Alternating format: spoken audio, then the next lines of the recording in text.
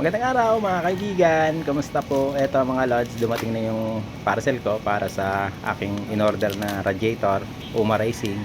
Bali ngayon, bubuksan ko, dito dumating sa trabaho ko. Kaya dito ko muna titingnan para sigurado, bibidyoan ko muna.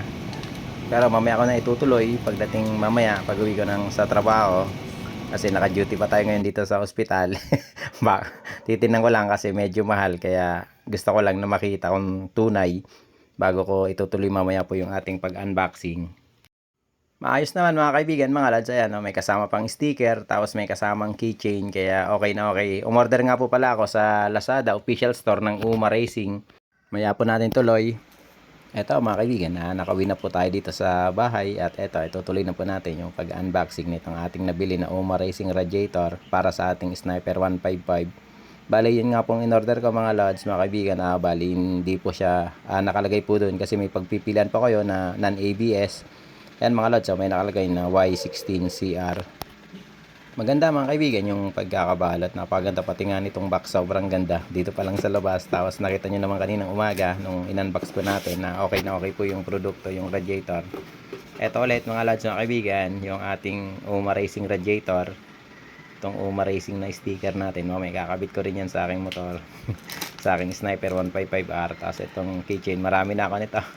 Maraming beses na kasi ako naka-order ng Uma, kaya marami na po ako niyan. Yung iba di ko naman po nagagamit, iniipon ko lang po para kung sakali man na ibigay po natin sa mga susunod nating subscriber. Malimit kasi ako umorder mga lods, mga kaibigan, itong Uma Racing dati pa nung sa aking Raider 150 na carb.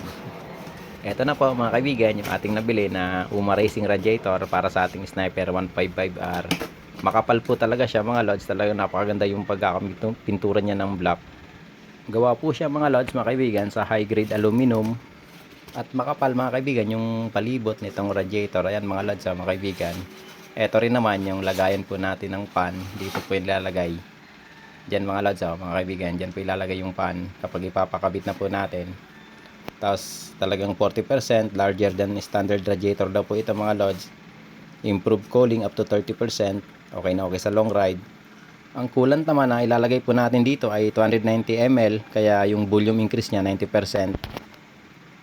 At dahil nga po mga kaibigan, mga lods, medyo makapal talaga itong radiator na to, kaya hindi po siya madaling mag-overheat. Tapos madali po siyang lumamig. At mas malaki po siya ng 40% kaysa dun po sa standard radiator po natin na nakakabit po sa ating Sniper 155. Tapos ito raw po mga lods, mga kaibigan, pwede raw po ito sa big bore engine.